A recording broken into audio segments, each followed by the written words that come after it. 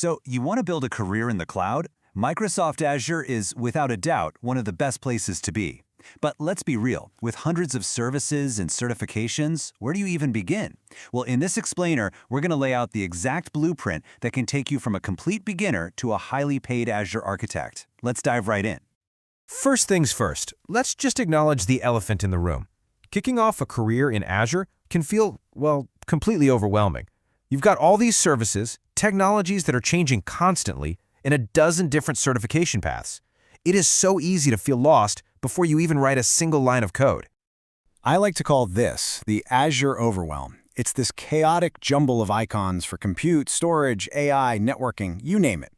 So how on earth do you bring order to all this chaos and build something that actually works? Simple. You need a plan. And for that, you need an architect.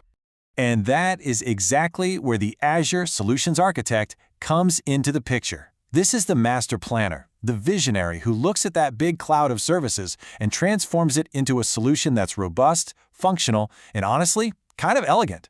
They're the ones holding the blueprint. So what does an Azure Solutions Architect really do? Think of them as the ultimate translator. They're the crucial link between what a company wants to achieve and the technology that can get them there. They listen to the business needs, we need to serve way more customers or we have to protect our data, and then they design the technical cloud solution that makes it all happen. The easiest way to think about it is to compare them to a building architect. A building architect, right? They design the blueprint, they pick out the right materials, steel, concrete, glass, and they make darn sure the final building is safe and does what it's supposed to do. A cloud architect, they do the exact same thing, but their materials are Azure services. Things like virtual machines, databases, and AI models. And here's the thing.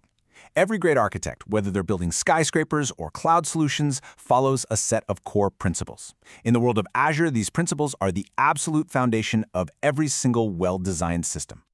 Microsoft actually has a name for this, the Well-Architected Framework.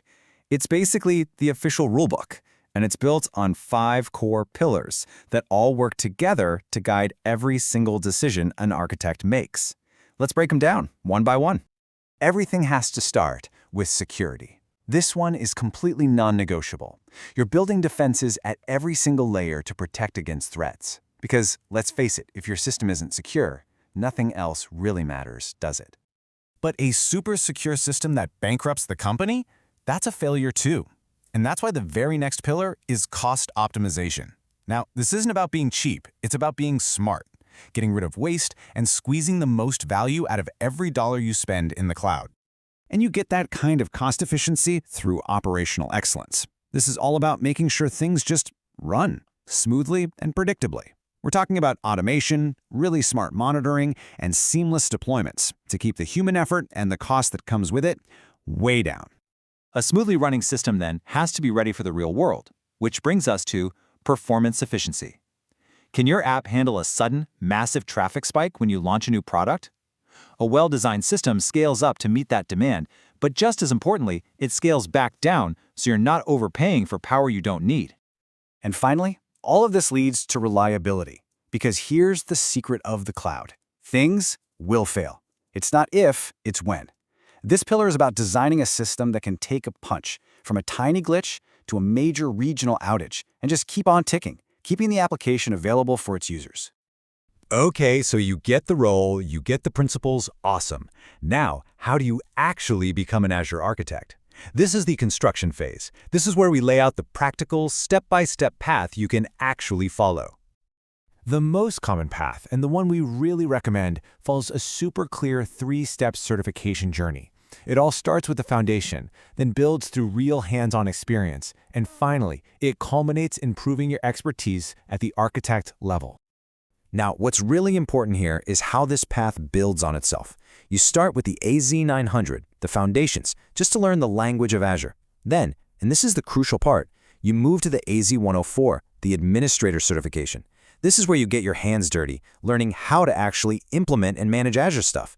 Only then, with that practical knowledge, do you move on to the AZ305 to prove you know how to design the solutions. That administrator step is a prerequisite for a very, very good reason. But let's be super clear about something. Certifications are the map, they are not the territory. Real-world, in-the-trenches experience is what truly forges an architect. This is not an overnight journey. We're talking about 5 to 8 years of dedicated work in the field to get to a senior role. So why would you go on this pretty challenging journey? Well, because the demand for skilled architects is through the roof, and the pay definitely reflects that.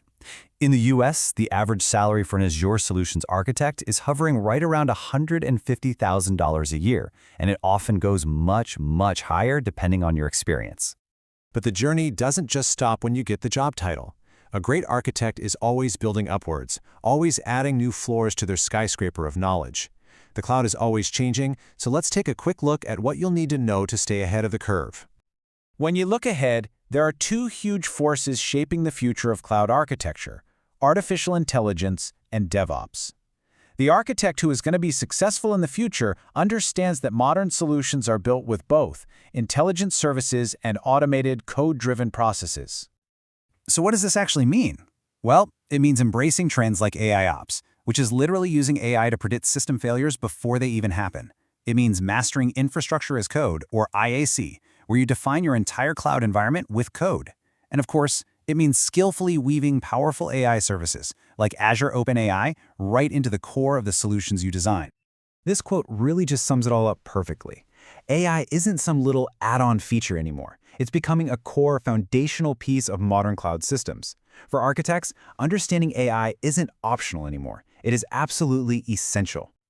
So, there you have it. We've walked through the chaotic landscape, we've defined the role of the hero, we've laid out the foundational principles, and we've given you the roadmap.